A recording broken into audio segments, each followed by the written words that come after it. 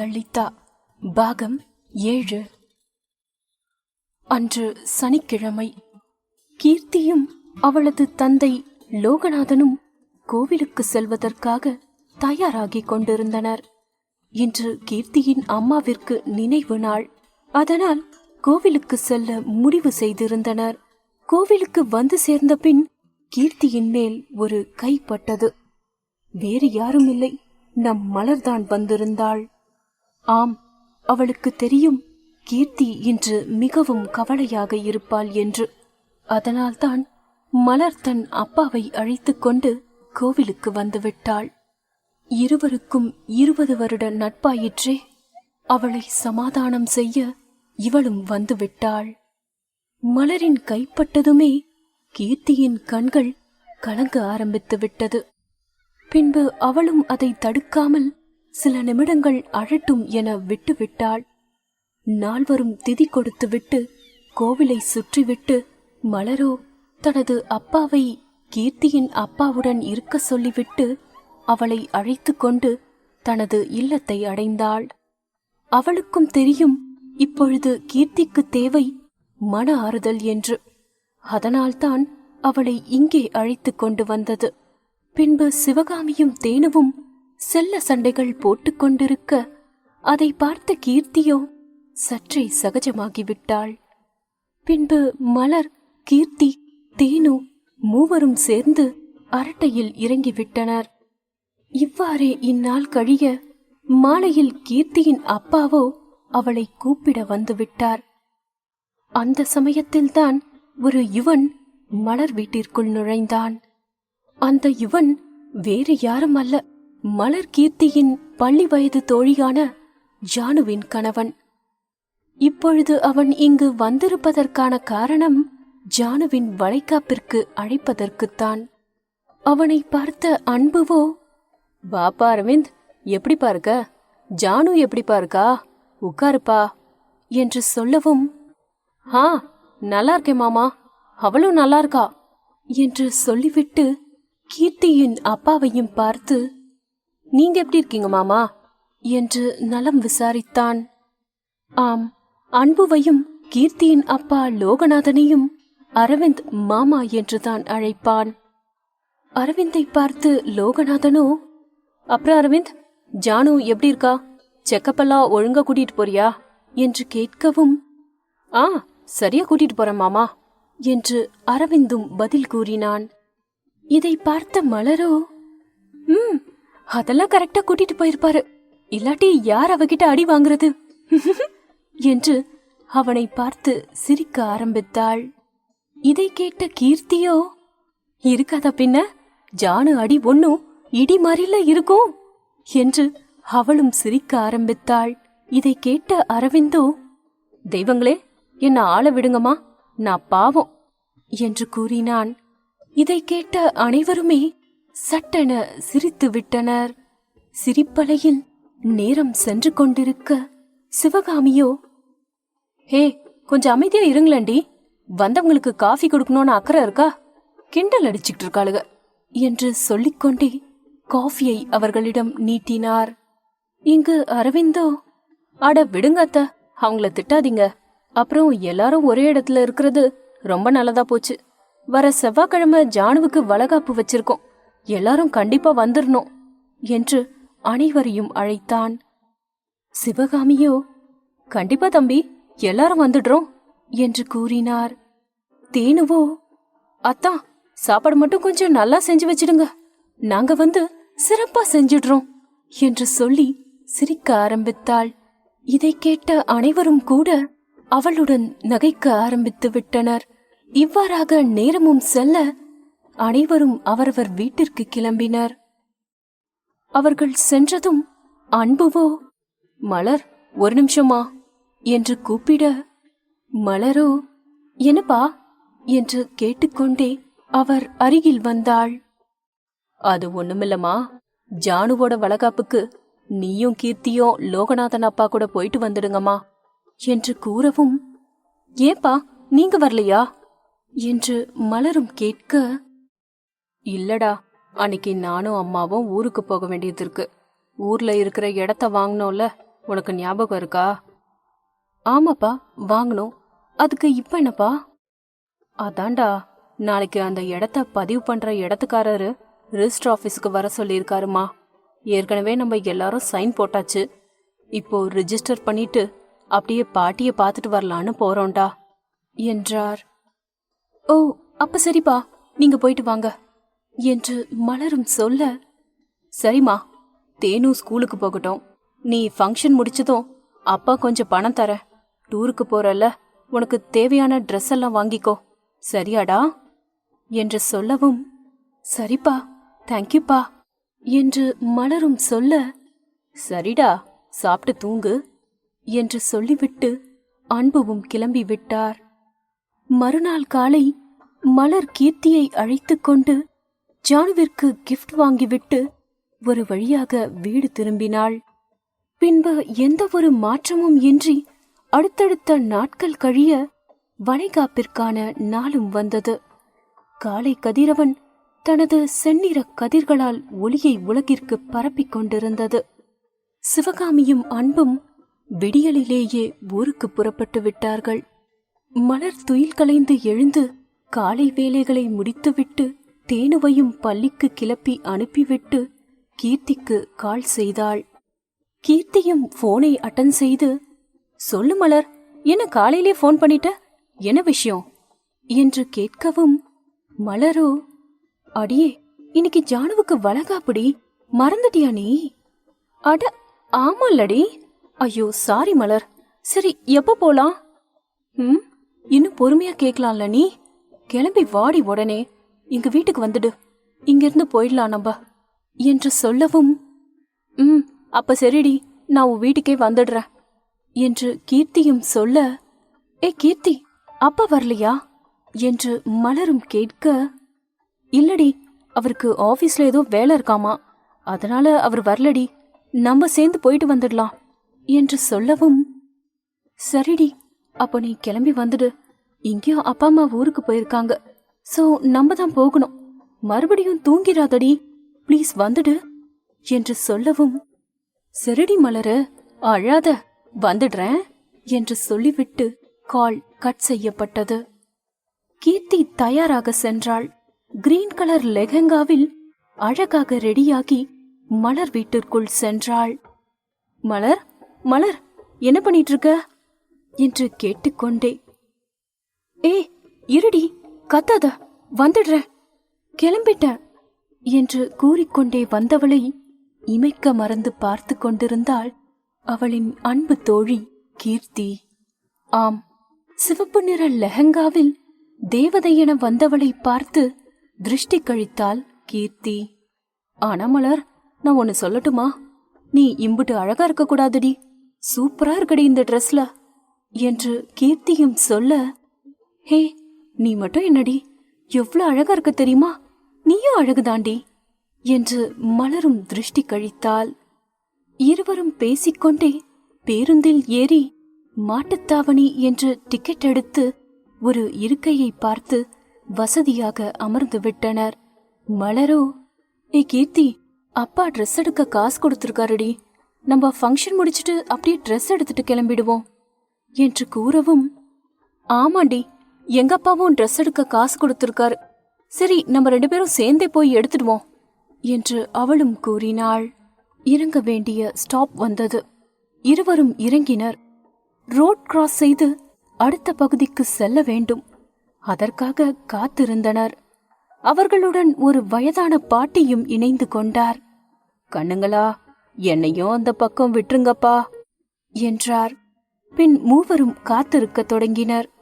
அந்த ரோட் 4 வழி சாலை என்பதால் அதிக வேகத்துடன் வண்டிகள் போய்க் கொண்டிருந்தது. அந்த சமயம் பார்த்து ஒரு ஷேர் ஆட்டோ பாட்டியின் மேல் மோதிவிட்டது. மலர்தான் பாட்டியை தாங்கி பிடித்தாள். அங்கிருப்பவர்கள் அந்த ஆட்டோவினையும் அதன் ஓட்டுநரையும் பிடித்து விட்டனர். மலர் அந்த பாட்டிக்கு காயம் ஏற்பட்டுள்ளதா என அவர் உடல்நிலையை ஆராயத் தொடங்கினாள். பாட்டிக்கு கையில் லேசாக சிராய்ப்பு ஏற்பட்டிருந்தது. அதற்கு அங்கிருப்பவர்களின் உதவியுடன் முதலுதவி செய்துவிட்டு குடிக்க தண்ணீரும் கொடுத்தாள். ஓரளவு பாட்டி எழுந்து நின்றவுடன் தான் மலர் ஆட்டோக்காரனை பிடித்து திட்ட துவங்கினாள். யோ, இதென்ன உங்க அப்பா வீட்டு ரோடா? நீ பாட்டுக்கு வர, லேசா இருக்க போய் சரியா போச்சு. உயிர் போச்சுன்னா என்ன பண்ணுவ? நீயா குடுப்ப? அறிவு இருக்காயா உனக்கு? அவ்வளவு வேகமா வர்றல என்று லெப்ட் அண்ட் ரைட் வாங்கி கொண்டிருந்தாள். கீர்த்தியும், நீ ஆட்டோ தானே ஓட்டுற, பிளைட் ஓட்டுறதான் நினைப்பா உனக்கு என்று அவள் பங்கிற்கு அவளும் காய்ச்சி எடுத்து விட்டாள். பின்பு ஆட்டோக்காரனும் மன்னிப்பு கேட்டுக் கொண்டிருந்தான். பாட்டியும், சரி விடுங்க தாயங்களா, அவன் போகட்டும், மன்னிச்சு விட்டுறலாம் என்றார். பின் இருவரும் சமாதானமாயினர். பின்பு பாட்டியை ரோட் கிராஸ் செய்துவிட்டு இவர்கள் இருவரும் வளைகாப்பிற்கு வந்து சேர்ந்தனர். இதையெல்லாம் ஒரு ஜோடி கண்கள் காருக்குள் அமர்ந்து ஆசையாக பார்த்து கொண்டிருந்தது. ஆம், அந்த ஆட்டோக்காரன் இடித்ததுமே இறங்க துடித்த அவன் மலரை கண்டதும் அப்படியே அமர்ந்து விட்டான். அவள் அந்த பாட்டியை பார்த்து கொண்ட விதம், அதன்பின் ஆட்டோக்காரனை திட்டிய விதம் என அனைத்தையும் பார்த்து ரசித்துக் கொண்டிருந்தான். மலர் அந்த பாட்டியை தாங்கிய போது ஏற்பட்ட பதட்டத்தையும், பின் சரியானதும் ஏற்பட்ட நிம்மதியையும், பின் அந்த ஆட்டோக்காரனை திட்டும் பொழுது அவள் முகத்தில் விழும் ஒற்றை கற்றை முடி, அனல் பறக்கும் பார்வை, கையாட்டி மிரட்டி எச்சரிக்கும் தோரணை, கோவப்படும் பொழுது அவள் சிவந்த நாசி, துடிக்கும் உதடுகள், அதை கடித்து தின்றுவிடத் தோன்றும் அழகு, அந்த கற்றை முடியை ஒதுக்கிவிடும் அழகு என மொத்தமாக அவளிடம் விழுந்து விட்டான் அந்த யுவன். அந்த யுவன் இதற்கு முன் எத்தனையோ பெண்களை பார்த்திருக்கிறான். ஏன், இவளை விட அழகான பெண்களை கூட பார்த்திருக்கிறான். அவர்களோடு ஒன்றாக நிறைய இரவும் கழித்திருக்கிறான். ஆனால் இவளிடம் ஏதோ ஒன்று உள்ளது என்று எண்ணிக்கொண்டான். இவன் இதெல்லாம் நினைத்து கொண்டிருக்க அதற்குள் அவள் சென்று விட்டாள். இவன் அங்கே இங்கே என தேடி பார்க்க அவள் போய்விட்டதால் இவனுக்கும் நேரமாக இவனும் தனது வேலையை பார்க்க காரில் ஏறி சென்று விட்டான். அந்த யுவன் வேறு யாருமில்லை, சாட்சாத் நம் ஹீரோ விக்ரமாதித்யாவேதான். விக்ரம் எப்படி மதுரை வந்தான்? மலரை பற்றி தெரிந்து கொள்வானா? இதை எதையும் தெரியாத மலர் அங்கு கீர்த்தியுடன் விழாவை சிறப்பித்துக் கொண்டிருந்தாள். பாகம் 8. லொகேஷன் பார்க்க வாசு இருக்கும் இடத்திற்கு வந்தடைந்தான் விக்ரமாதித்யா. ஆம், வாசு 2 நாட்களுக்கு முன்னதாகவே இங்கு வந்து சில பல அரேஞ்ச்மெண்ட்ஸை செய்ய வேண்டியிருந்தது. அதனால் அவன் முன்னதாகவே வந்து தனது வேலைகளை முடித்துவிட்டு தனது பாஸிற்காக காத்து கொண்டிருந்தான். லொகேஷனை பார்த்துவிட்டும் கூட விக்ரம் ஏதும் பேசாமல் இருப்பது வாசுவிற்கு ஆச்சரியத்தை கொடுத்தது. பலமுறை வாசு அழைத்தும் விக்ரமிடமிருந்து எந்த பதிலும் வராமல் இருந்தது. வாசுவிற்கு எப்படி தெரியும் விக்ரம் வரும் வழியிலேயே ஒரு பெண்ணிடம் மயங்கி விட்டான் என்று? பாவம், அது தெரியாமல் அல்லவா அவனை அழைத்து கொண்டிருக்கிறான். பின் வாசு விக்ரமை உலுக்கிய பிறகே நிஜ உலகத்திற்கு வந்தவன், என வாசு, என கூப்பிட்டுக்கலாம்ல, எதுக்கு இப்படி உலுக்குன என்றான் விக்ரம். வாசுவிற்குத்தான் ஒன்றுமே புரியவில்லை. சார், நான் எவ்வளவு நேரமா கூப்பிட்டேன், உங்க காதலியே விழல, அதான் உங்களை உலுக்குனேன் சார் என்றான். ஓ, ஓகே, ஃபைன் என்று ஒரு பெருமூச்சை எடுத்து விட்டுவிட்டு இப்பொழுது விக்ரம் ஆதித்யாவாக பேச ஆரம்பித்தான்.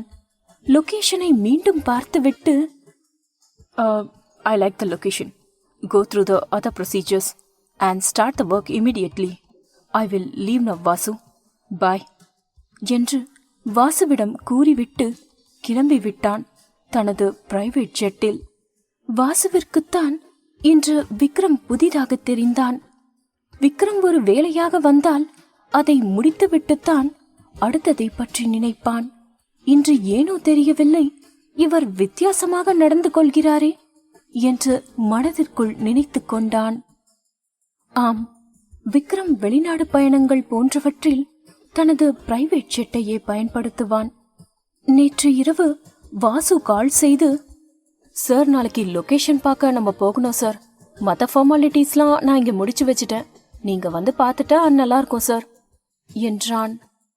ஓ அப்படியா, சரி ஓகே வரேன் என்று சொல்லி கால் கட் செய்யப்பட்டது.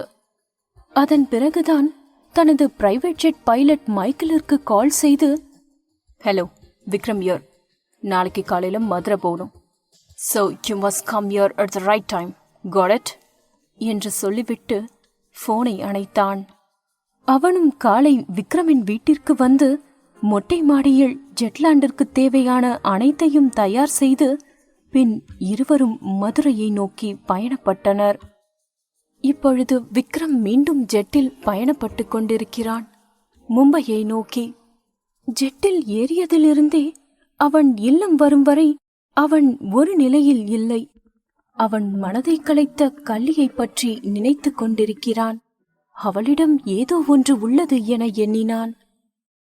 இல்லத்தை அடைந்த பின்பும் இதே நிலைதான். அவன் அறியவில்லை, இனி வாழ்க்கை முழுவதும் அவள்தான் அவனுடன் பயணிக்கப் போகிறாள் என்று. அவள் மீதான ஈர்ப்பை அவனால் மறக்க முடியவில்லை.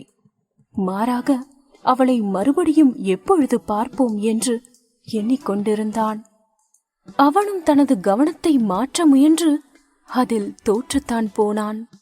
சரி தூங்கலாம் என எண்ணினான். அதுவும் முடியவில்லை. இங்கு இவன் தூக்கம் தொலைக்க காரணமானவளோ அங்கு ஜானு ஃபங்க்ஷனில் கீர்த்தியுடன் அரவிந்தை வம்பு செய்து கொண்டிருந்தாள். ஜானு ஜானு என்கிற ஜானவி கந்தசாமி விஜயா தம்பதியரின் ஒரே புதல்வி, கீர்த்தி மற்றும் மலரின் பள்ளி தோழி. +2 முடித்ததும் அவளுக்கு திருமணம் செய்து விட்டனர். அரவிந்த் விஜயாவின் அண்ணன் மகன்தான். அரவிந்திற்கு ஜானுதான் என்று சிறுவயதிலேயே பேசி முடிவு செய்து விட்டனர். அரவிந்திற்குத்தான் வயது ஏறிக்கொண்டே போவதால் திருமணத்தை விரைவில் முடித்து விட்டனர். இப்பொழுது ஜானுவிற்கு 9 மாதம் நடந்து கொண்டிருக்கிறது. வளைகாப்பு நடந்து கொண்டிருக்கிறது. கீர்த்தியும் மலரும் உள்ளே நுழைந்து ஜானுவை ஒரு வழி செய்து விட்டனர். பத்தாக்குறைக்கு அரவிந்தை கலாய்த்து தள்ளிவிட்டனர். கீர்த்தி ஜானுவை அரவிந்திற்கு பின்னால் நிற்க சொல்லிவிட்டு கீர்த்தியும் மலரும் அரவிந்திடம், என்ன மாம்ஸ், ஜானு வர வர உங்களை படுத்துறா போல, ரொம்ப டார்ச்சர் பண்றாளா மாம்ஸ், சொல்லுங்க நாங்க என்னன்னு அவளை கேக்குறோம் என்று சொல்லவும் அரவிந்தோ பாவமாக, அட அதை ஏமா கேக்குற, சும்மா சும்மா அடிக்கிறாமா, என் பையன் மட்டும் வெளியில வரட்டும், அப்புறம் அவளுக்கு இருக்கு பாரு கச்சேரி என்றான். இங்கு ஜானுவிற்கோ கோபம் தலைக்கேறிவிட்டது. மலர் இவற்றையெல்லாம் பார்த்துவிட்டு வந்த சிரிப்பை அடக்கிக் கொண்டு அரவிந்திடம், மாம்ஸ் அதை விடுங்க, சைட் அடிக்க ஒரு ஃபிகர் கூட இல்லையா இங்க, போர் அடிக்குது மாம்ஸ் என்று கவலைப்படுவது போல் கேட்டாள். அதற்கு அரவிந்தோ, அததாமா நானும் பார்த்துக்கிட்டு இருக்கேன், ஒன்னு கூட சிக்க மாட்டேங்குது என்று கவலைப்பட்டு கொண்டான். மலரோ, சைட் அடிச்சா ஜானு ஒன்னு சொல்ல மாட்டாளா மாம்ஸ் என்று சொல்லவும், யாரு அவளா, என்ன சைட் அடிக்க விட்டுட்டு தான் மறுவேளை பாப்பா, அட ஏமா நீ வேற, அப்பப்ப இப்படி அப்படின்னு பார்த்தாதான் உண்டு, அதுவும் அவளுக்கு தெரியாம, இல்லனா வாய்ப்பே இல்ல என்று தவளை தன் வாயால் கெடும் என்பதை நிரூபித்து விட்டான். இவ்வாறு கூறிக்கொண்டிருக்கும் பொழுதே ஜானு முன்னே வந்து விட்டாள். அரவிந்தோ திரு திருவென்று முழித்துக் கொண்டிருந்தான். மலரும் கீர்த்தியும், பாத்தியா ஜானு மாம்ஸ் எப்படி இருக்காருன்னு, அன்னைக்கும் இப்படி தாண்டி வளகாப்பு சொல்ல வந்துட்டு பக்கத்து வீட்டு சுந்தரி அக்கா இருக்காங்கல்ல, அவங்க கிட்ட சிரிச்சு சிரிச்சு பேசுறாரு, கேட்டா ஜஸ்ட் ஃபார் ஃபன் அப்படின்னு சொல்றாருடி, நல்லா பாத்துக்கோ உன் ஹஸ்பண்ட் எப்படின்னு, நாங்க கூட அப்படியே ஷாக் ஆயிட்டோம் என்று சொல்லிவிட்டு ஒருவரை ஒருவர் பார்த்து சிரித்து கொண்டனர். வந்த வேலையை சிறப்பாக செய்து விட்டனர். பாவம் அரவிந்த் ஜானுவையே பார்த்து கொண்டிருந்தான். அவள் இவனை பார்வையாலேயே எரித்து கொண்டிருந்தாள். மலரும் கீர்த்தியும், என்ன மாம்ஸ் விழாவை நல்லா சிறப்பிச்சிட்டோமா என்று இருவரும் நகைத்துக் கொண்டனர். அட பாதகத்தீங்களா, நான் உங்களுக்கு என்ன பாவம் செஞ்சேன், இப்படி கோத்து விட்டுட்டீங்களே உங்களை என்று அடிக்க துரத்தி கொண்டிருந்தான் அரவிந்த்.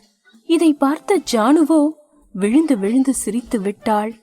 ஜானு அறிவாள் தனது கணவன் தன்னை தவிர வேறு யாரையும் ஏறெடுத்து பார்க்க மாட்டான் என்று. அதனால்தான் இவர்கள் செய்யும் கலாட்டாவில் அவளும் ஒரு அங்கமாக இணைந்து கொண்டாள்.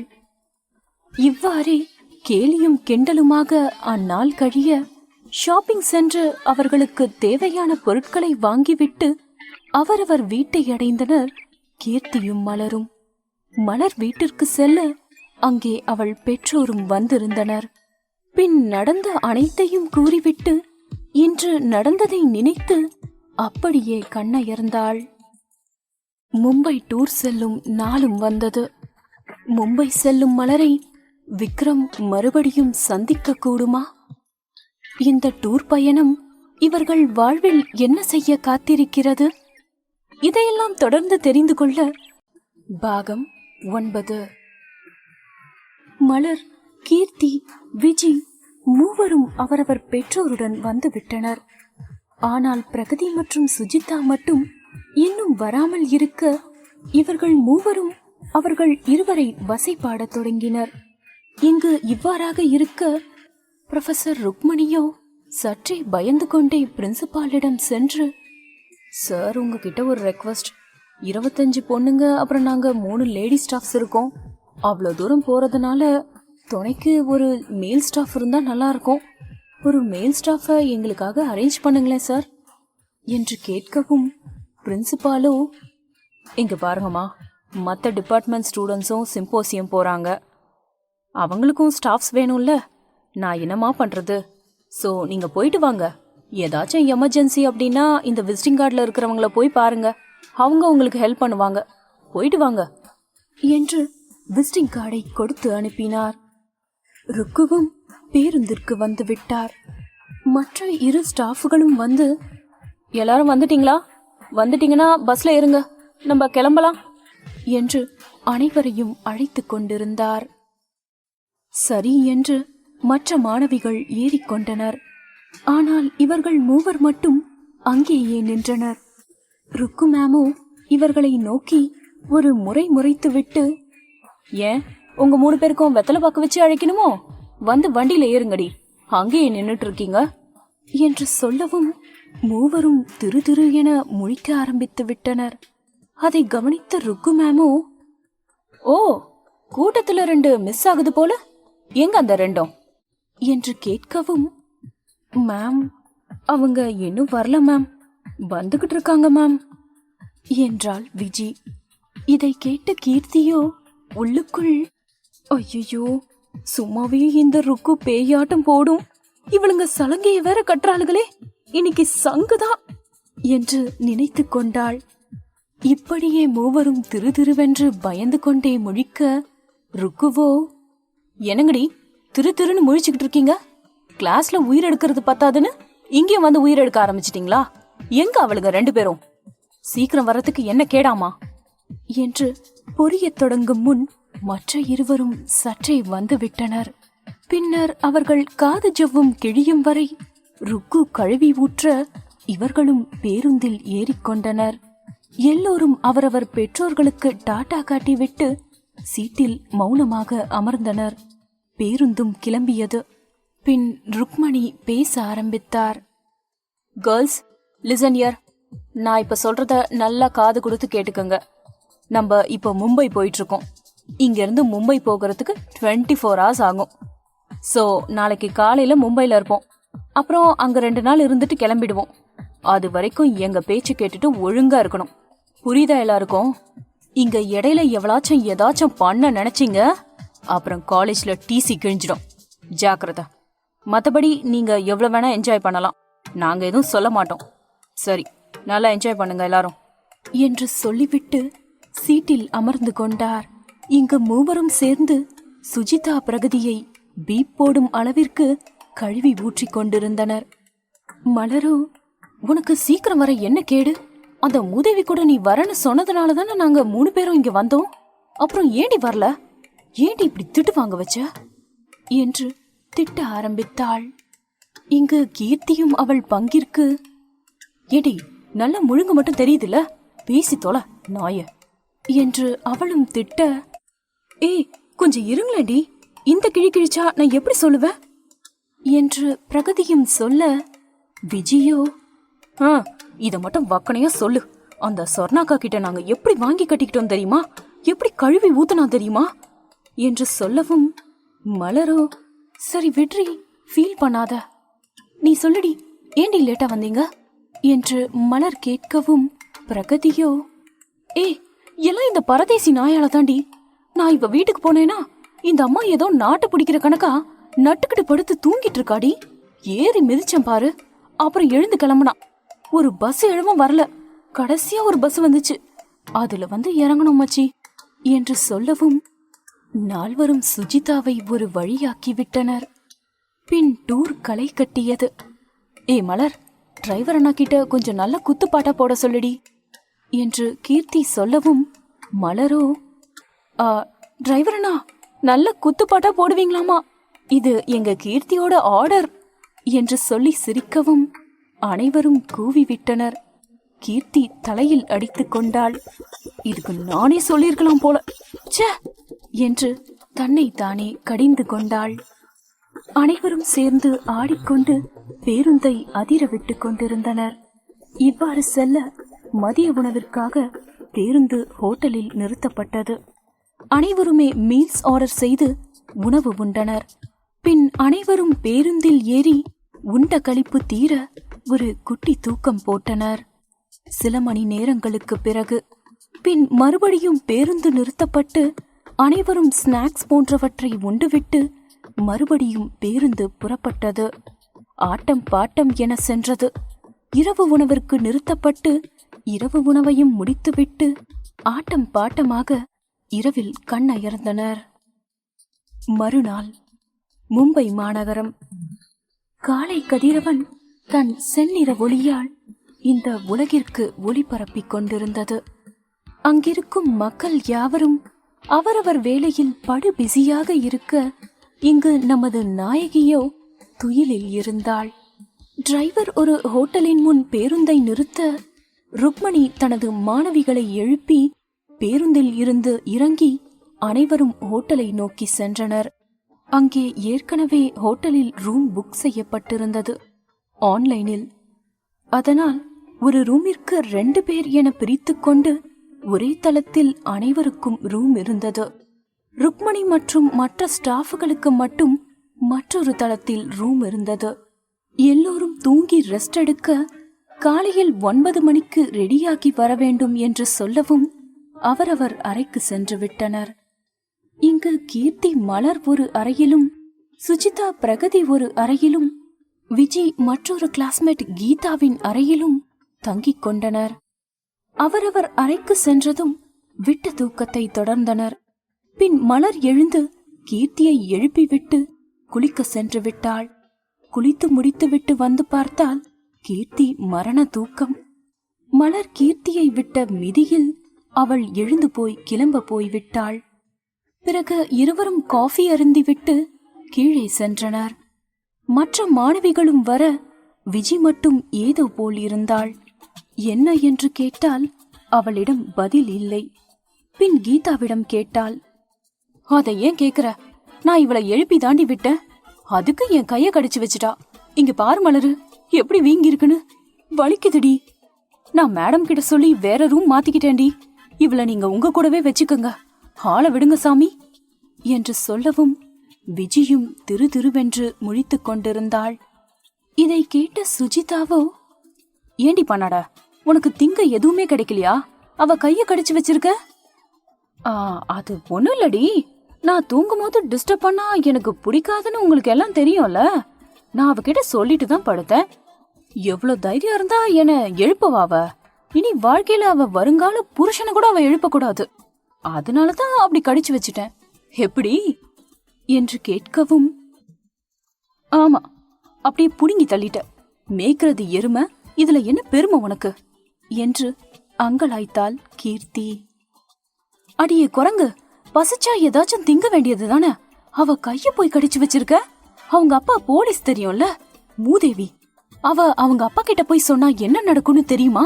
நீ கம்பி எண்ணணும் என்று சுஜிதாவும் சொல்ல, இதை கேட்ட விஜியோ சற்றே ஜர்க்கானாலும் அதை சமாளிக்கும் பொருட்டு, இதெல்லாம் அரசியல்ல சகஜம் அப்பா என்று சொல்லவும், மலரோ, ஐயோ சாமி விடுங்கடி, வாங்க சாப்பிட போலாம் என்று சொல்லி அனைவரையும் அழைத்து சென்றாள்.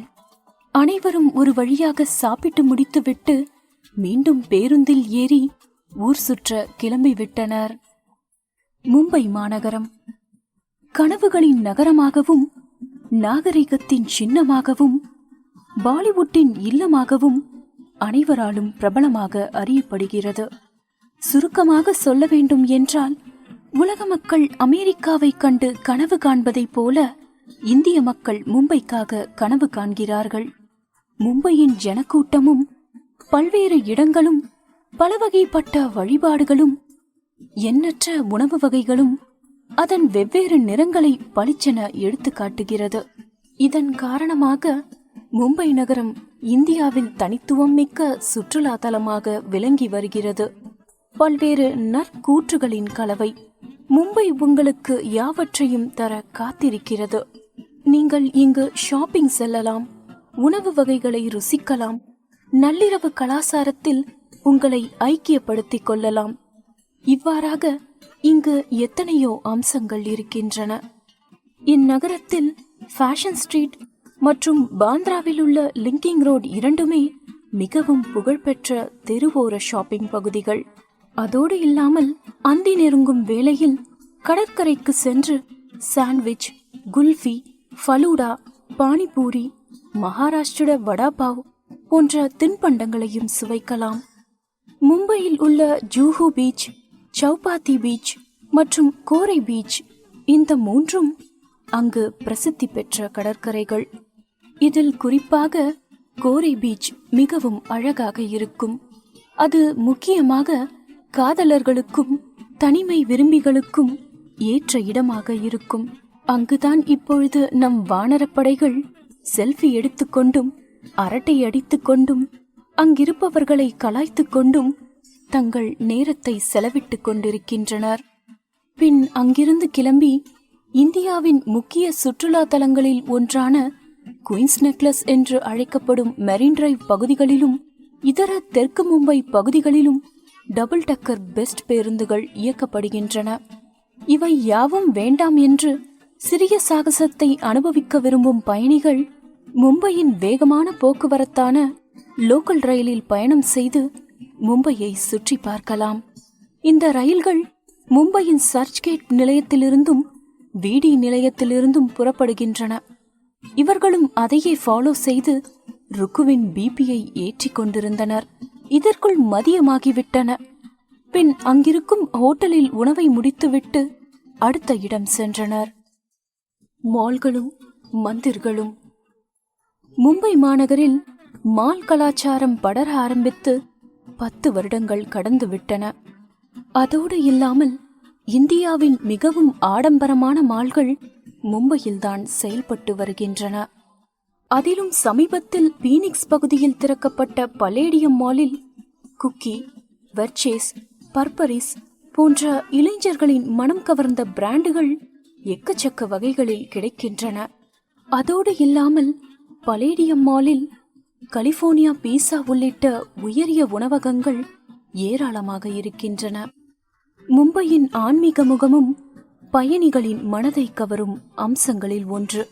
குறிப்பாக சித்தி விநாயகர் கோவில் மற்றும் ஹாஜி அலி மசூதி, இந்த இரண்டும் தனித்துவமான வரலாற்றை கொண்ட ஆலயங்கள்.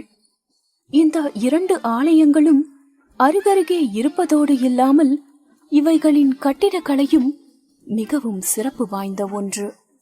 இந்த ஆலயங்களை சுற்றி பார்க்க நமது வானரப்படையும் வந்தனர். இதில் மலர் மட்டும் நீண்ட நேரம் சுற்றி பார்த்து கொண்டிருந்தாள். காரணம், அவளுக்கு ஆலயங்கள் என்றால் கொள்ளை பிரியம். அதனால்தான் பொறுமையாக பார்த்து ரசித்துக் கொண்டிருந்தாள். இவ்வாறு நேரம் செல்ல மணி 6 ஆனது. பின் அங்கிருந்து புறப்பட்டு சமீபத்தில் ஃபோர் சீசன் ஹோட்டலில் திறக்கப்பட்ட ஐஸ் பாருக்கு வந்தனர். மும்பையில் இது சுற்றுலா பயணிகளுக்கிடையே மிகவும் பிரபலமான இடமாகும். அதுவும் 34வது மாடியில் அமைந்திருக்கும் இரவு விடுதி மின்விளக்கின் வெளிச்சத்தில் ஜொலிக்கும் அழகை இரவு முழுவதும் ரசித்துக் கொண்டிருக்கலாம். மும்பையை கார்களில் சுற்றி பார்க்க முடியாதவர்கள் மும்பை தர்ஷன் என்று அழைக்கப்படும் சுற்றுலா பேருந்தை பயன்படுத்திக் கொள்ளலாம். இந்த பேருந்து கேட்வே ஆஃப் இந்தியாவிலிருந்து புறப்பட்டு மும்பையின் அனைத்து பகுதிகளையும் சுற்றி காட்டிவிட்டு மீண்டும் உங்களை கேட்வே ஆஃப் இந்தியாவிலேயே கொண்டு வந்து விட்டுவிடும். இவர்களும் அவ்வாறே வந்தனர். இரவு உணவை முடித்துவிட்டு அவர்கள் தங்கியிருக்கும் ஹோட்டலிற்கு வந்தனர். ரூமிற்கு வந்து பயண களைப்பில் உறங்கியும் விட்டனர். இவ்வாறே இந்நாள் அழகாக செல்ல நாளைய நாள் மலருக்கு என்ன செய்ய காத்து கொண்டிருக்கிறது? விக்ரம் மலரை சந்திக்க கூடுமா? மறுநாள் காலை பொழுது அழகாக புணர்ந்து விடியலை அழகாக ரசித்துக் கொண்டிருந்தாள் நம் கதையின் நாயகி. ஏனோ இன்று சற்று சீக்கிரமாகவே எழுந்துவிட்டாள். எழுந்தவள் பால்கனியில் நின்று கொண்டு காஃபியை மெதுவாக ரசித்து குடித்துக் கொண்டிருந்தாள். குடித்து முடித்தவள் சற்றே திரும்பி பார்க்க அங்கு கீர்த்தியும் விஜயும் நன்றாக படுத்து உறங்கிக் கொண்டிருந்தனர். அவர்கள் படுத்திருக்கும் நிலையை பார்த்தவள் சற்றே சிரித்துக்கொண்டே அவர்கள் அருகில் சென்றாள்.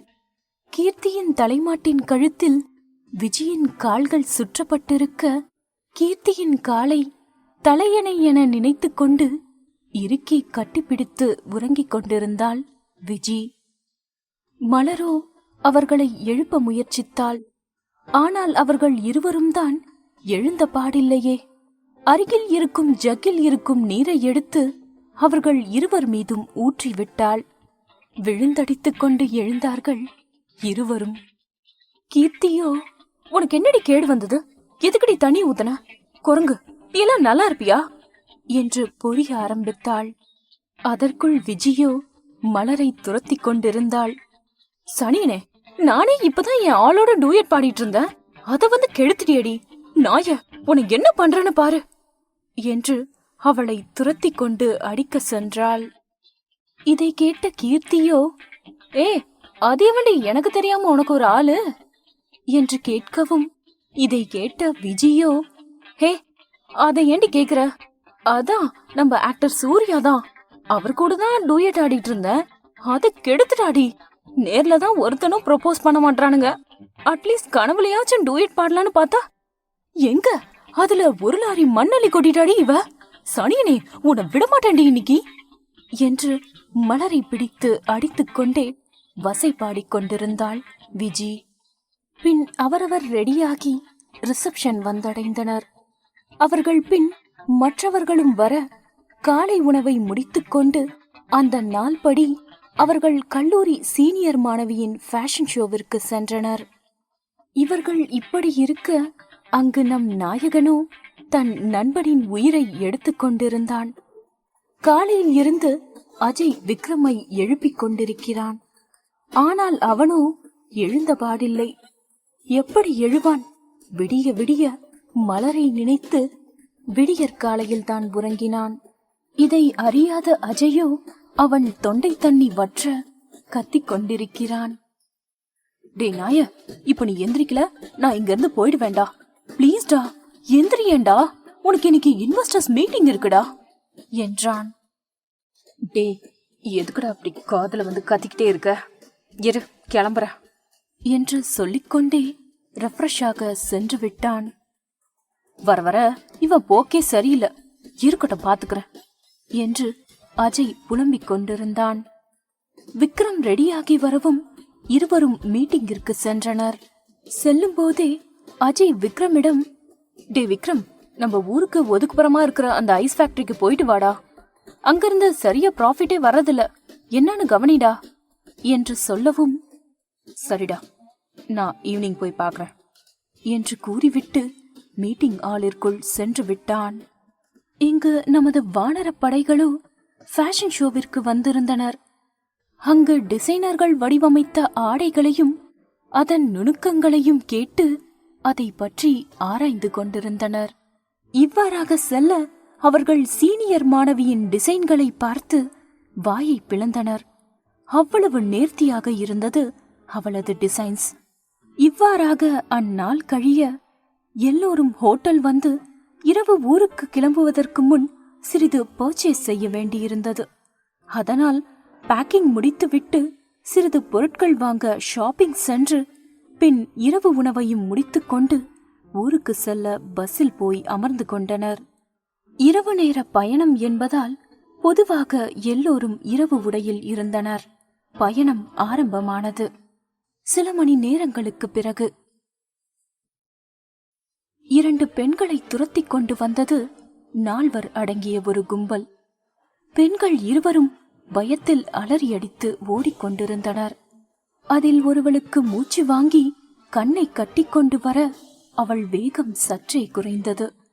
அந்த சமயத்தில் மற்றொரு பெண் இவளை நோக்கி கூச்சலிட, அவளின் அந்த அயராத நிலையிலும் உயிரை விட மானம்தான் பெரிது என்று ஓடத் தொடங்கினாள். அவள் பின்னால் பார்த்து கொண்டே ஓட, அதில் முன்னால் இருந்து வந்து கொண்டிருந்த காரை கவனியாமல் அப்படியே மோதி கீழே விழுந்த மாயத்தில் மயங்கியே போய்விட்டாள். நெற்றியிலும் கையிலும் லேசான சிராய்ப்புகளுடன் அவளது முட்டியில் காயம் பட்டு ரத்தம் வடிந்து கொண்டிருந்தது. பின்னால் வந்த மற்றொரு பெண்ணோ இவள் கார் மோதி கீழே விழுந்ததை பார்த்து அதிர்ச்சியாக நின்றாள். பின் அவள் அருகே சென்று அவளை உலுக்கி அழுது கொண்டிருந்தாள். அந்த கும்பலோ கீழே விழுந்தவள் செத்துவிட்டாள் என நினைத்து கொண்டு அழுது கொண்டிருந்த பெண்ணை கையை பிடித்து இழுத்தது. அவள் அவனிடம் இருந்து போராட, அதற்குள் அந்த கும்பலில் இருந்த மற்ற 3 உயிரை தவிர வேறு எதுவும் இல்லாமல் சரிந்து கீழே விழுந்தனர். காரணம், அவர்கள் வாங்கிய அடி அப்படி. அவர்களின் நிலையை பார்த்து அந்த பெண்ணின் கையை பிடித்து நின்று கொண்டிருந்தவனோ பயத்தில் எச்சிலை விழுங்கிக் கொண்டிருந்தான். இவர்களை அடித்தவனோ அங்கு ருத்ரமூர்த்தியாக மாறியிருந்தான். கைகள் புடைத்து எழ, நரம்புகள் தெரித்து பின்னிக்கொண்டு இருக்க, அந்த பெண்ணின் கையினை பிடித்திருந்த அவன் கையை பிடித்து அப்படியே நொறுக்கிவிட்டான். அவன் அலறுவதையும் பொருட்படுத்தாமல் அடி பின்னி எடுத்து விட்டான். பின் யாருக்கோ கால் செய்து வர சொல்லிவிட்டு கீழே கிடந்தவளை தன் கையில் ஏந்தினான். அவனுக்குள் சொல்ல முடியாத வலி.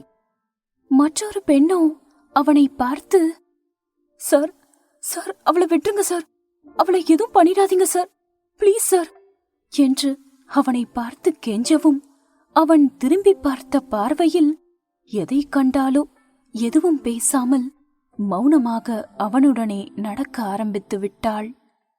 கையில் ஏந்திய அவளை அவனது காரின் பின் இருக்கையில் வைத்துவிட்டு அவள் பூ போன்ற மென்மையான பாதங்களை எடுத்து உள்ளே வைத்து காரின் கதவை சாற்றிவிட்டு டிரைவர் சீட்டில் அமர்ந்தான்.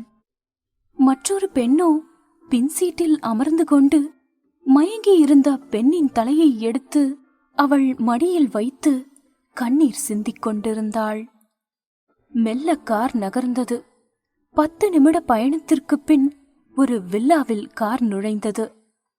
காரில் இருந்து இறங்கி வந்த அந்த யுவன் காயப்பட்டிருந்த பெண்ணை தூக்கிக் கொண்டு முன்னோக்கி வீட்டுக்குள் நடந்து கொண்டிருந்தான். மற்றொரு பெண்ணோ அந்த யுவன் பின்னே சென்று கொண்டிருந்தாள். அவளை கட்டிலில் கிடத்தி டாக்டருக்கு கால் செய்து வர சொல்லிவிட்டு அங்கிருந்த சோஃபாவில் அமர்ந்து கொண்டான். டாக்டரும் வந்து செக் செய்துவிட்டு சிராய்ப்புகளுக்கு ஆயின்மெண்ட் போட்டுவிட்டு முட்டியில் இருந்த காயத்திற்கு டிரெஸ்ஸிங்கும் செய்துவிட்டு சில மாத்திரைகளையும் எழுதி கொடுத்துவிட்டு காலையில் கண்முழிப்பார்கள் என்று கூறி சென்று விட்டார். பின் அவள் அருகில் அமர்ந்திருந்த மற்றொரு பெண்ணிடம், நீங்கள் இங்கு என்ன செய்கிறீர்கள் என்றும் நீங்கள் எதற்கு இங்கு வந்தீர்கள் என்றும் கேள்விகளை அடுக்கிவிட்டான். அந்த பெண்ணோ புரியாமல் விழித்தாள். பின் தன்னை சரி செய்து கொண்டு அவன் கேள்விக்கான பதிலை கூற ஆரம்பித்தாள். சார், நாங்க இங்க டூருக்கு வந்தோம். இங்க தெரியாம பஸ் மிஸ் பண்ணிட்டோம். என்ன பண்றதுன்னு தெரியாம முழிச்சிட்டு இருக்கும் போதுதான் இந்த கேங் கிட்ட மாட்டிக்கிட்டோம். நீங்க வந்து நல்லவேளை எங்களை காப்பாத்திட்டீங்க என்று நடந்ததை கூற ஆரம்பித்தாள். இப்போ நீங்க என்ன நினைக்கிறீங்கன்னு எனக்கு நல்லாவே புரியுது. நம்ம வானரப்பட தான் டூர் முடிச்சிட்டு பஸ்ல ஏறி போயிட்டாங்களே, அப்போ இந்த 2 பொண்ணுங்க யாரு அப்படின்னு தானே யோசிக்கிறீங்க. வேற யாரும் இல்ல, இந்த 2 பேரும் சாக்ஷாத் மலரும் கீர்த்தியும் தான். இவங்க எப்படி பஸ்ஸ மிஸ் பண்ணாங்க? இவங்கள காப்பாத்தின அந்த யுவன் யாரு?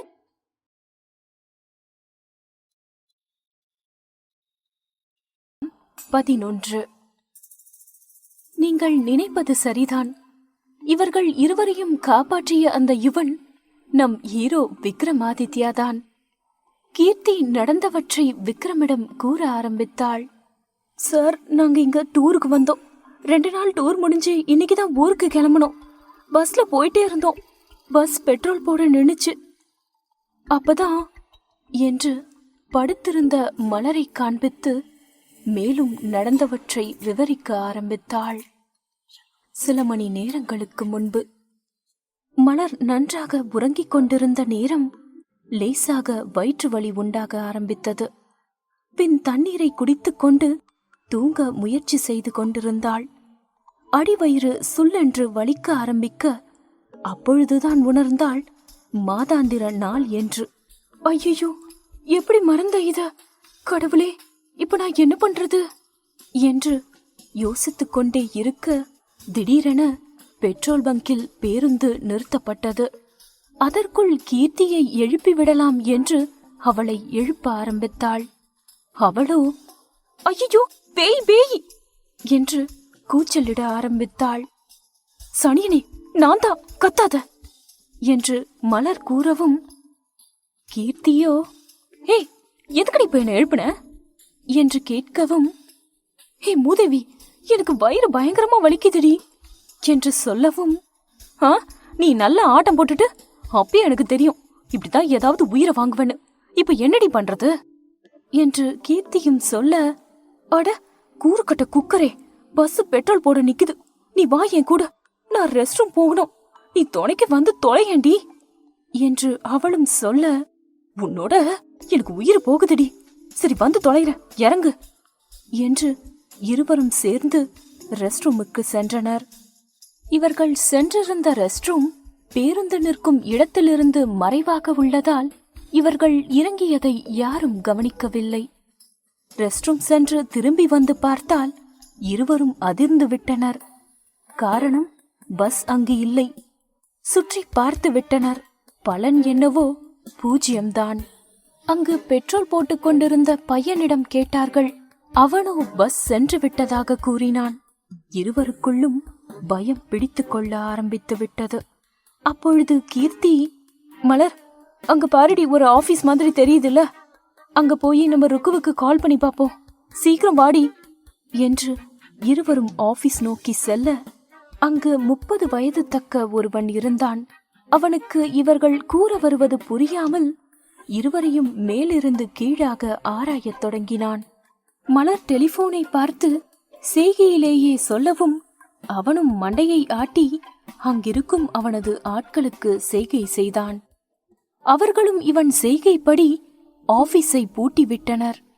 இதை எதையும் அறியாத நிலையில் அவர்கள் கவனம் போனில் இருந்தது. மலர்தான் போன் செய்ய நம்பரை அழுத்திக் கொண்டிருந்தாள். அதற்குள் அங்கிருந்த ஒருவனோ கீர்த்தியின் தோள் மேல் கைப்பதித்தான். அவள் சற்றே திரும்பி பார்க்க அவனின் பார்வை மாற்றத்தை கண்டு கீர்த்தி மலரிடம் மலர் என்று கூப்பிடவும் அவள் என்ன என்று திரும்பி பார்க்க அங்கு முழுங்கும் பார்வையில் 4 இவர்களை பார்ப்பதைக் கண்டு என்ன செய்வதென்று தெரியாமல் முழித்துக் கொண்டிருந்தனர். மலர் கீர்த்தியின் கைகளை சுரண்டி கண்ணை கதவு பக்கமாக காட்டினாள். பின் இருவரும் இவர்களிடமிருந்து எப்படியாவது எஸ்கேப் ஆகிவிட வேண்டும் என்ற எண்ணத்துடன் இருக்க, அதற்குள் மலர் மேல் ஒருத்தன் கையை வைத்தான். அவன் வைத்த கையை கடித்து வைத்து விட்டாள். இதை கண்டு மற்ற மூவரும் அவளை பிடிக்க வர, அதற்குள் கீர்த்தி கதவருகில் சென்று விட்டாள். இதை பார்த்த மலரோ, கீர்த்தி, அந்த கதவை பூட்டிட்டானுங்கடி, நீ முடிஞ்ச அந்த பக்கத்துல இருக்க பூஜாடிய வச்சு அந்த டோரை உடைக்க பாரு என்று சொல்லிவிட்டு, டே விடுங்கடா என்ன என்று சொல்லியபடியே அவர்களை தள்ளிவிட்டு கீர்த்தியின் அருகில் ஓடி வந்தாள். கீர்த்தியில் கையில் இருந்த பூஜாடியை பிடுங்கி அந்த கண்ணாடி கதவில் ஓங்கி அடித்ததில் அந்த கதவு சுக்குநூறாக உடைந்தது. பின்பு கீர்த்தி பின்லாக்கை முயற்சி செய்து ஓபன் செய்வதற்குள் அவர்கள் நெருங்கிவிட்டார்கள். அதற்குள் கீர்த்தி கதவை திறந்து வெளியே செல்லவும் மலரை ஒருவன் பிடித்துவிட அவள் எப்படியோ முயற்சி செய்து அவனை தள்ளிவிட்டு அவளும் வெளியே ஓடி சென்றாள். பாவம் மலர் மிகவும் சோர்வாக காணப்பட்டாள். இவ்வாறாக இருவரும் ஓடிக்கொண்டிருக்கும் பொழுதுதான் மலர் காரின் மீது மோதி மயங்கி விழுந்தது. நடந்த அனைத்தையும் கீர்த்தி முழுவதும் விக்ரமிடம் கூறி முடிக்க அவனோ, சரி, இத பத்திலாம் யோசிச்சுட்டு இருக்காம நீங்க போய் படுத்து தூங்குங்க, அவங்களையும் நல்லா பாத்துக்கங்க, இத பத்தி நம்ம காலையில பேசிப்போம் என்று சொல்லி அவன் வெளியில் செல்ல போக கீர்த்தியோ, அண்ணா ரொம்ப நன்றி அண்ணா, நீங்க பண்ண உதவிய நாங்க எப்பயுமே மறக்க மாட்டோம் என்று சொல்லவும் விக்ரம் அவளை ஆச்சரியமாக பார்த்தான். என அண்ணாவா என்றான் விக்ரம். ஏனா உங்களை அண்ணான்னு கூப்பிடுறது உங்களுக்கு பிடிக்கலையா என்றாள் கீர்த்தி. இல்ல அப்படி இல்லம்மா, இதுக்கு முன்னாடி என்ன இப்படி யாருமே கூப்பிட்டதில்ல, அதான். சரி, நீங்க போய் தூங்குங்க, நாளைக்கு உங்க மேம் கிட்ட பேசிக்கலாம், குட் நைட் என்று சொல்லிவிட்டு தன் அறைக்கு வந்து படுத்து விட்டான். ஆனால் சற்றும் உறங்கவில்லை. அவன் நினைவு முழுவதும் மலர் ஆக்கிரமித்திருந்தாள். அவன் ஐஸ் ஃபேக்டரி சென்றுவிட்டு அங்கு இருந்த பணிகளை முடித்துவிட்டு இரவில் காரில் வந்து கொண்டிருந்தான். அப்பொழுதுதான் யாரோ நால்வர் இரு பெண்களை துரத்தி கொண்டு வருவதை பார்த்தான். காரை ஸ்லோ செய்து என்ன என்று பார்ப்பதற்குள் அந்த பெண் வண்டியின் மீது மோதி மயங்கி சரிந்தாள். யாரோ ஒரு பெண் என்று நினைத்தான். காரை விட்டு இறங்கினான். அப்பொழுது பார்க்கும்போதுதான் தெரிந்தது அவள் அவன் மலர் என்று. அவள் காலில் ரத்தம் வடிந்ததை பார்த்ததிலிருந்து அவன் ஒரு நிலையில் இல்லை. அதன் பின் தான் தெரியுமே நடந்தது என்னவென்று. இவ்வாறு நடந்ததை நினைத்து கொண்டே அப்படியே கண்ணயர்ந்தான். காலை பொழுது விடிந்தது. முதலில் கண் விழித்தது கீர்த்திதான்.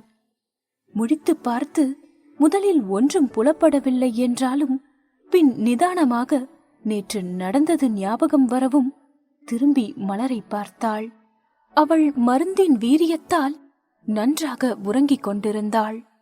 இவள் அருகில் இருக்கும் ரெஸ்ட்ரூமிற்கு சென்று தனது காலை வேலையை முடித்துவிட்டு அருகில் இருக்கும் விக்ரமின் அறைக்கு சென்று கதவை தட்ட ஆரம்பித்தாள்.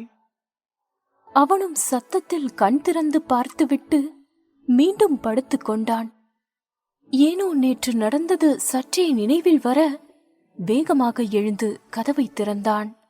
அங்கு கீர்த்தி நின்றிருந்ததை பார்த்து, வாமா, வா உள்ளவா என்று சொல்லவும் கீர்த்தியும் உள்ளே சென்று அவனை பார்த்து, அண்ணா, அது வந்து அண்ணா என்று சற்றே தயங்கிக் கொண்டே இருக்க, என்ன வேணுமோ கேளுமா, நான் உன் அண்ணன் தானே, அப்ப நீ தாராளமா கேட்கலாம் என்று சொல்லவும், அண்ணா, எங்க 2 பேருக்கும் சேஞ்ச் பண்ணிக்கிறதுக்கு ட்ரெஸ் வேணும் அண்ணா, அப்புறம் உங்க போனை கொடுத்தீங்கன்னா நாங்க போன் பண்ணி எங்க மேடம்க்கு பேசுவோம் என்று சொல்லவும், அவ்வளவுதானே, இப்ப உடனே உங்களுக்கு ட்ரெஸ் வரும், அப்புறம் போன் என்று சற்றே யோசித்தவன் போனை எப்படி கொடுக்க, அது விவிஐபி நம்பர் ஆயிற்றே. சரி என்று சமாளிக்க, இங்க பாருமா, இப்பதானே எழுந்திருச்சிருக்கீங்க, உன் ஃப்ரெண்டு எழுந்திருக்கட்டும், அப்புறம் 2 பேரும் சேர்ந்தே போன் பேசுங்க. இப்போ உனக்கு போர் அடிச்சா நீ போய் சுத்தி பாரு, நான் இப்ப வந்துடுறேன் என்று சொல்லிவிட்டு அவனும் உள்ளே சென்றான். இதை கேட்ட கீர்த்திக்கும் அது சரி எனப்படவே அவளும் கெஸ்ட் ஹவுஸை சுற்றி பார்க்க சென்று விட்டாள். இதுதான் சமயம் என்று மலரை பார்க்க அவள் ரூமுக்குள் செல்ல மலர் அப்பொழுதுதான் கண் விழித்தாள். தான் எங்கிருக்கிறோம் என்று உணராமல் தன் கண்களை சுழல விட்டாள். அப்பொழுது விக்ரம் கதவின் மேல் சாய்ந்து கொண்டு இவளை பார்த்து கொண்டிருப்பதை உணர்ந்தாள். உடனே தன் நிலையை ஆராய ஆரம்பித்தாள். அதற்குள் அவன் அவளை நெருங்கி வந்து கொண்டிருந்தான். அதை பார்த்த அவளுக்கோ இதய துடிப்பு வேகமாக அடித்துக் கொண்டிருந்தது. கண்களில் கண்ணீர் நீர் புரண்டு கீழே விழுவதற்கு தயாராக இருந்தது. அவன் சற்றே அவளை நெருங்கி வந்து விட்டான். தன் அருகில் நின்றிருந்தவனை பார்த்து, நீ நீ நீ யாரு? எதுக்கு என்ன கடத்தி கூட்டிட்டு வந்திருக்க? நீ எல்லாம் உருப்படுவியா? என் மேல கைய வச்ச நீ செத்த மவனே, உன் சாவு என் கையில தான் என்று அவள் பொரிய ஆரம்பித்தாள். இவன் அவளை சுவாரஸ்யமாக பார்த்து கொண்டிருந்தான். அவனை யாரும் இதுவரை இப்படி பேசியது கிடையாது. இவள் இவ்வளவு பேசுகிறாள் என்று அவன் பார்வை அவள் சாயம் பூசாத உதட்டின் மேல் நின்றது. அவன் இவளை ஆராயும் பார்வை பார்த்து கொண்டிருக்க அவளோ, ஹே, நீ நீ எதுக்கு என்னை இப்படி பார்த்துட்டு இருக்க? உன் கண்ணுல பச்சை பாம்பு கொத்த. என்னை இப்படி பார்க்காத, எனக்கு பிடிக்கவே இல்லை. என் ஃப்ரெண்ட் எங்க? ஆமா, கீர்த்தி எங்கடா? அவளை என்ன பண்ண என்று அவன் அருகில் வந்து அவனை உழுக்க ஆரம்பித்தாள். அதற்குள் சத்தம் கேட்டு கீர்த்தி உள்ளே வந்து விட்டாள். ஐயோ மலர், என்னடி பண்ணிட்டு இருக்க? விடுறி அவர என்று அவள் கூறவும் மலர் அமைதியாக நின்றாள். கீர்த்தியோ விக்ரமிடம், அண்ணா, ஐம் சாரி அண்ணா, அவளுக்காக நான் மன்னிப்பு கேக்குறேன். அவளுக்கு நடந்தது எதுவுமே தெரியாதண்ணா, நான் இன்னும் சொல்லல, இப்போ சொல்லிடுறேன், நீங்க போங்க அண்ணா, ஐம் சாரி என்று சொல்லவும் அவன் அந்த இடத்தை விட்டு சென்று விட்டான். அவன் சென்றதும் மலரை பிடி பிடி என பிடித்து விட்டாள். பின் நடந்த அனைத்தையும் கூற, உதவி செய்தவரை இப்படி திட்டிவிட்டோமே என்று புலம்பிவிட்டு, சரி, நான் அவர்கிட்ட சாரி கேக்குறேன்டி, ஆனா அவன் எதுக்கடி என்ன அப்படி பார்த்தான், காட்டு குரங்கு என்று சொல்லவும் கீர்த்தியோ, அடியே, உன் கண்ணுல அடிபட்டிருக்குல, அதனால அப்படி பார்த்திருப்பாரு, அவரு ரொம்ப நல்ல அண்ணன்டி என்று கூறிவிட்டு திரும்ப அங்கு விக்ரம் மீண்டும் நின்று கொண்டிருந்தான். அவள் அவனை காட்டுக்குரங்கு என கூறும்போதே வந்து விட்டான். அவள் கூறியதை நினைத்து மனதிற்குள் சிரித்துக் கொண்டான். ஆனாலும் அதை முகத்தில் காட்டாத வண்ணம் அவன் முகத்தை கடுமையாக்கிக் கொண்டு அவளை ஒரு பார்வை பார்த்துவிட்டு மீண்டும் சென்று விட்டான். இதை பார்த்த கீர்த்தியோ மலரை நோக்கி, நீ போய் சாரி கேக்குறியா இல்லையா அவர்கிட்ட? அவர் எவ்வளவு நல்ல அண்ணன் தெரியுமா? அவர் மட்டும் இல்லனா இன்னைக்கு நம்ம கதை கந்தலா இருக்கும் என்று சொல்லவும், சரி, ஆரம்பிக்காத, போய் கேக்குற என்று சொல்லிவிட்டு அவன் ரூமை நோக்கி சென்றாள். அங்கு அவன் யாரிடமோ போன் பேசிக் கொண்டிருந்தான். எதேர்ச்சியாக திரும்பி பார்க்க மலர் அங்கு நின்று கொண்டிருப்பதை பார்த்து மனதிற்குள், எப்படி இவ மட்டும் இவ்வளவு அழகா மறைக்கிறா, என கொல்றாளே, ஐயோ என்று நினைத்து கொண்டு அவன் எண்ணம் போகும் போக்கைக் கண்டு அவனே திடுக்கிட்டு போனான். பின் மலர் அவன் அருகில் வந்து, சார், என்ன மன்னிச்சிடுங்க, நீங்க தான் ஹெல்ப் பண்ணீங்கன்னு தெரியாம நான் அப்படி பேசிட்டேன் உங்கள, என்ன மன்னிச்சிடுங்க சார், என்ன மன்னிச்சிட்டீங்க தானே என்று குழந்தைத்தனமாக கேட்கும் அவளிடம் அவன் என்ன சொல்லுவான்? மன்னிச்சிட்டேன் என்று சொல்லவும் அவள், தேங்க்யூ சார் என்று சொல்லிவிட்டு அவள் அறையை நோக்கி சென்று விட்டாள். இங்கு நம் விக்ரமின் பாடுதான் பாவமாக இருந்தது. அவன் என்ன நினைக்கிறான் என்று அவனுக்கே புரியவில்லை. பின் யாரோ கூப்பிடும் சத்தம் கேட்டது. விக்ரமும் யார் என்று பார்க்க அங்கு இருவருக்குமான ஆடை வந்திருந்தது. அந்த ஆடையை வாங்கி கீர்த்தியை அழைத்து அவள் கையில் திணித்துவிட்டு பின் மௌனமாக தன் அறைக்கு சென்று விட்டான். இங்கு கீர்த்தி தனக்கான ஆடையை எடுத்துக்கொண்டு அவளுக்கான ஆடையை கொடுத்து இருவரும் மாற்றிக்கொண்டு அமர இருவருக்கும் பசி வயிற்றை கிள்ளியது. விக்ரம் சுய அலசலில் ஈடுபட்ட பின் ஒரு முடிவு எடுத்தவனாக தன் போனை எடுத்து சாப்பாடு ஆர்டர் செய்துவிட்டு அஜய்க்கு கால் செய்து பேசிவிட்டு குளியலறைக்குள் புகுந்து கொண்டான். இங்கு இவ்வாறு இருக்க அங்கு ருக்கு பதறிக் கொண்டிருந்தார். 2 பெண்கள் பேருந்தில் இல்லை என்பதே காலையில் சுஜிதா மற்றும் விஜய் கூறிய பிறகுதான் அவர்களுக்கே தெரிந்தது. ருக்குவின் கூட இருந்த 2 ஸ்டாஃபும், மேடம், பேசாம பிரின்சிபால் கிட்ட சொல்லிடலாமா என்று கூறவும், என்ன பேசுறீங்க? அப்படி சொன்னா நம்ம வேலையே போயிடும். பேசாம போலீஸ் ஸ்டேஷன்ல கம்ப்ளைண்ட் பண்ணிடுவோம் என்று கூற அனைவருக்கும் அதுவே சரி என படவும் சுஜிதா, விஜி, பிரகதி மட்டும் அதிக பதட்டத்துடன் காணப்பட்டனர். விஜிதான் சற்று நேரம் யோசித்துவிட்டு, மேம் ஒரு நிமிஷம், டிரைவர் எங்கெல்லாம் வண்டிய நிப்பாட்டினாருன்னு அவர்கிட்டயே கேளுங்க மேம். அப்படி கண்டுபிடிக்க முடியாட்டி நம்ம போலீஸ்ல கம்ப்ளைண்ட் கொடுக்கலாம் மேம். இதுல நம்ம காலேஜ் பேரும் இருக்கு என்று கூற அவருக்கும் அது சரி எனப்பட டிரைவரிடம் விசாரித்தனர். அவர் தான் கடைசியாக பெட்ரோல் பங்கில் நிப்பாட்டியதாகவும் பின் வண்டியை எடுத்து விட்டதாகவும் கூறினார்.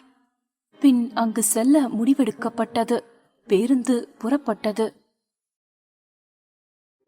பாகம் 12. பேருந்து பெட்ரோல் பங்கை நோக்கி சென்று கொண்டிருந்தது. இங்கு விக்ரமின் கெஸ்ட் ஹவுஸில் அரக்கு கலர் சுடிதாரில் லேசாக வெள்ளை பூ போட்டிருந்த சுடிதார் பார்க்க மிகவும் அழகாக இருந்தது. அதைத்தான் மலர் அணிந்து கொண்டிருந்தாள்.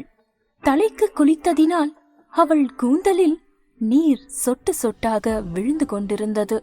அதில் 2 கற்றை முடியை மட்டும் எடுத்து கிளிப் போட்டு விட்டு ஃப்ரீ ஏர் விட்டிருந்தாள். நெற்றியில் சிறு கருப்பு போட்டு அவ்வளவே மலர் தயாராகிவிட்டாள். கீர்த்தியோ மஞ்சள் கலர் சுடிதார் அணிந்து தனது நீண்ட கூந்தலை பின்னலிட்டு கிளிப்பில் அடக்கியிருந்தாள். எப்பொழுதுமே கெஸ்ட் ஹவுஸில் அவனது ஆடைகள் வைக்கப்பட்டிருக்கும். அதில் ஒன்றான ப்ளூ டி-ஷர்ட் மற்றும் கருப்பு ஃபுல் ட்ராக்ஸ் பேண்ட் அணிந்து விக்ரமும் கீழே இறங்கி வந்தான். கீர்த்தியை கூப்பிட்டுவிட்டு டைனிங் டேபிளில் சென்று அமர்ந்து கொண்டான். அவர்களுக்கு தேவையான உணவுகள் எல்லாம் சீக்கிரமே வந்துவிட்டது. அந்த வீட்டில் இருக்கும் வேலை செய்பவர் அதை அனைத்தையும் டேபிளில் அடுக்கி வைத்து விட்டார். கீர்த்தியும் மலரும் மாடியில் இருந்து நடந்து வர விக்ரம் போன் பேசிக்கொண்டே திரும்பி பார்த்தான். மலரை வைத்த கண் வாங்காமல் பார்வையாலேயே அவளை நிரப்பிக் கொண்டிருந்தான். இதை கவனித்த மலர் அவனுக்கு ஒரு முறைப்பை பரிசாக கொடுக்க அவன் சற்றே பார்வையை திருப்பிக் கொண்டு இருவரிடமும் சாப்பிட்டு வாங்க, நம்ம எல்லாரும் சாப்பிடலாம் என்று சொல்லவும் அவர்களும் வந்தமர்ந்து உணவு உண்ண ஆரம்பித்தனர். உண்டு முடித்து ஹாலில் சென்று விக்ரம் அமரவும் வாசுவும் அஜயும் வந்திருந்தனர். இவர்களை பார்த்துவிட்டு விக்ரம் திரும்பி பார்க்கவும் அங்கு கீர்த்தியும் மலரும் அவர்கள் அறைக்கு சென்றிருந்தனர். இங்கு அஜயோ விக்ரமை பார்த்து, ஏண்டா நல்லவனே, உன்னோட சனிக்கிழமை நைட் எப்படி போச்சு? என்ன இங்கே செட்டில் ஆயிட்ட போல என்று கேட்கவும் விக்ரம் ஒரு பெருமூச்சை விட்டபடி நேற்று இரவு நடந்த அனைத்தையும் ஒப்பித்து விட்டான். தெளிவாக மலரை மதுரையில் பார்த்ததையும் அவள் மீது அவன் கொண்ட ஆசையையும் மறைத்து விட்டான். பின்னர் யார் அடி வாங்குவது? அஜய்க்கு இது போன்ற விஷயங்கள் அறவே பிடிப்பதில்லை. அதனால்தான் இவன் கூறி முடிக்கவும் வாசு மயங்கியே விட்டான். பின் இருக்காதா, தன் பாசை பற்றி முழுவதும் அறிந்தவனாயிற்றே. விக்ரம் யாருக்கும் உதவி என்று இதுவரை செய்ததில்லை. அவனது திமிருக்கும் யாரும் அவனை கேட்டதும் இல்லை. பெண்களை வெறும் போகப் பொருளாக பார்ப்பவன் இன்று 2 பெண்களுக்கு உதவினேன் என்கிறானே. அதனால் வந்த மயக்கம்தான் இது. பின் அவனை தெளிவடைய வைத்துவிட்டு வாசுவிடம் திரும்பி, இங்க பாரு வாசு, அவங்க இங்க இருந்து போற வரைக்கும் நான் உனக்கு பாஸ் கிடையாது. நான் உன்னோட ஃப்ரெண்ட், புரியுதா உனக்கு? அப்புறம் அவங்க முன்னாடி பாஸ்னு கூப்பிட்டு தொலையாத. அண்ட் ஒன் மோர் திங், அவங்களுக்கு நான் பணக்காரன்னு தெரியவே கூடாது. இந்த 2த்துல எது மிஸ் ஆச்சுனாலும் உன் வேலை, உன் உயிர் 2மே இருக்காது. பாத்துக்கோ, உன் போனை கொடு என்று அவனிடம் போனை வாங்கினான். அஜயோ, டேய் என்ன நடக்குதுங்க? அந்த பொண்ணுங்களுக்காக நீ எதுக்கு ஒன்ன மறைச்சுக்கிற? உன் போக்கே சரியில்லையே, என்னாச்சுன்னு சொல்ல மாட்ற? இவன் என்னடானா நீ மதுரை ட்ரிப் போயிட்டு வந்ததுல இருந்தே இப்படித்தான் இருக்கேன்னு சொல்றான். நீ சரியில்லையே என்று கூறவும் விக்ரம் வாசுவை முறைக்க அஜயோ விக்ரமை பார்த்து, அவனை ஏண்டா முறைக்கிற? கேட்ட எனக்கு பதில் சொல்லுடா என்று சொல்லவும், அதெல்லாம் ஒண்ணும் இல்ல, நான் நல்லா தான் இருக்கேன் என்று கூறி மலர் அறையை நோக்கி சென்றுவிட மற்ற இருவரும் அவனை பின்தொடர்ந்தனர். இங்கு மலரோ ஏதோ யோசனையில் இருந்தாள். அவள் முகம் கவலையை அப்பட்டமாக தத்தெடுத்திருந்தது. இதை கவனித்த கீர்த்தியோ அவளிடம் சென்று என்ன என்று கேட்க, அவளோ, இந்த நேரத்துக்கு ருக்கு மேம் நம்ம இல்லன்னு கண்டுபிடிச்சிருப்பாங்கல்லடி, அவங்க நம்மள சும்மாவே விட மாட்டாங்கடி, சும்மாவே அது கத்தும். இப்போ நம்ம காணோன்னு தெரிஞ்சா அவ்வளவுதான், அது கால்ல சலங்கைய வேற கட்டி விட்டுட்டோம், நமக்கு இருக்குடி.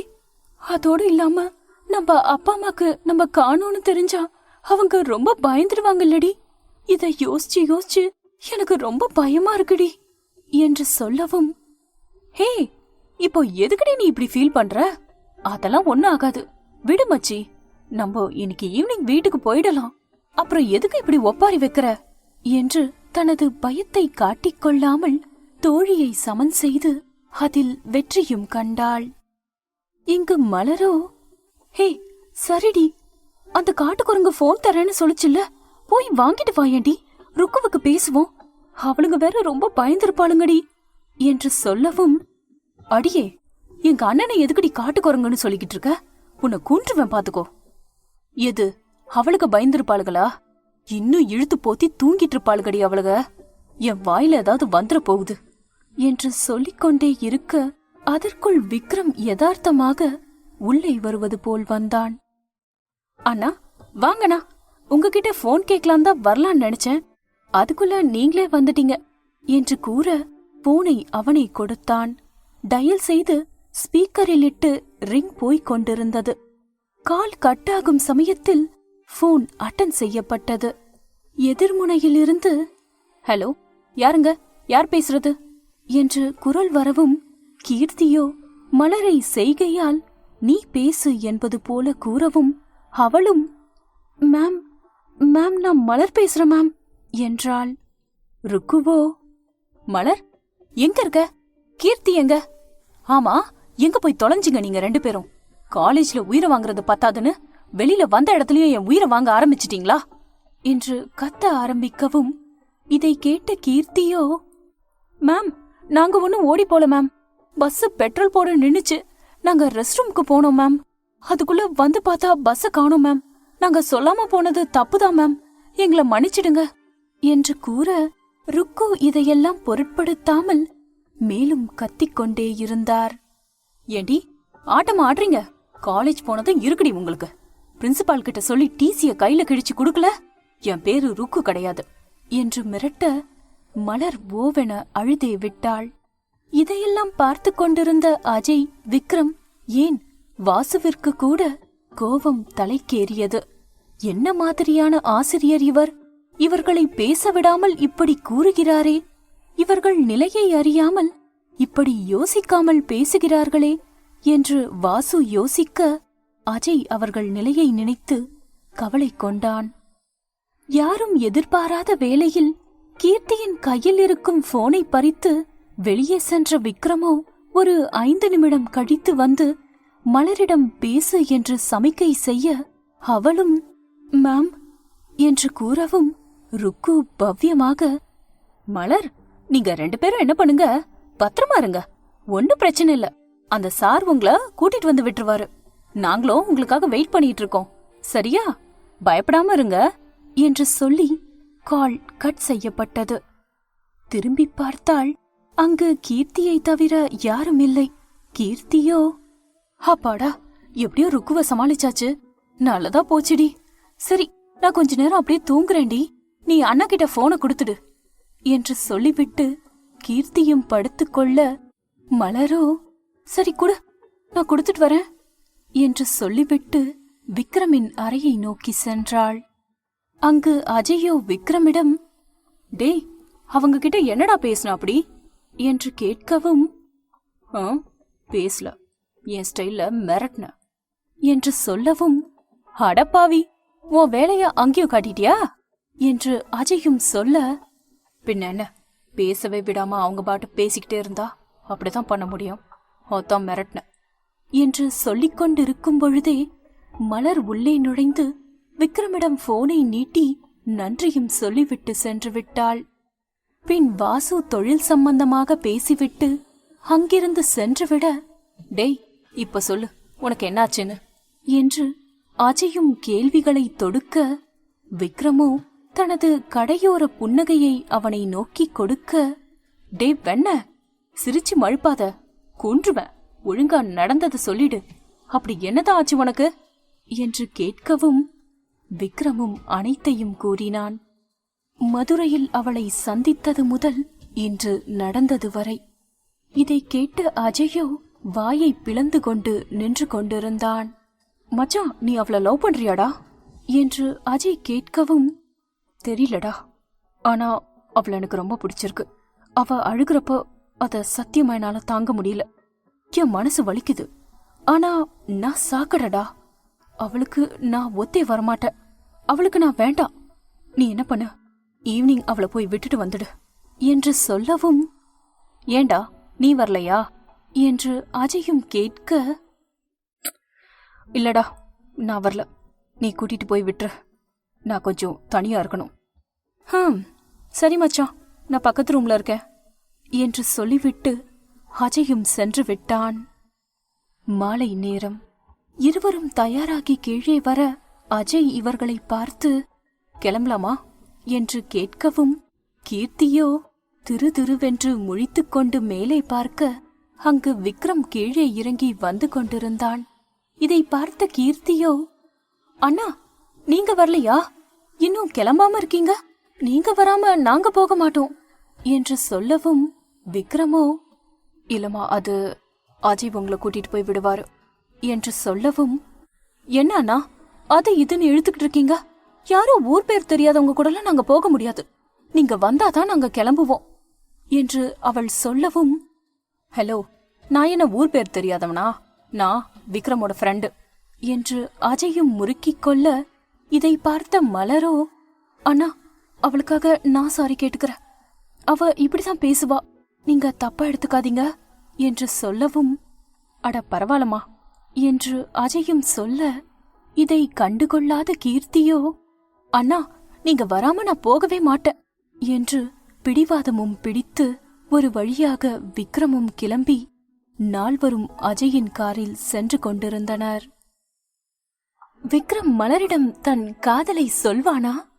இந்த கார் பயணம் அவர்களுக்கு என்ன செய்ய காத்துக் கொண்டிருக்கிறது? தொடர்ந்து இந்த கதையை கேட்க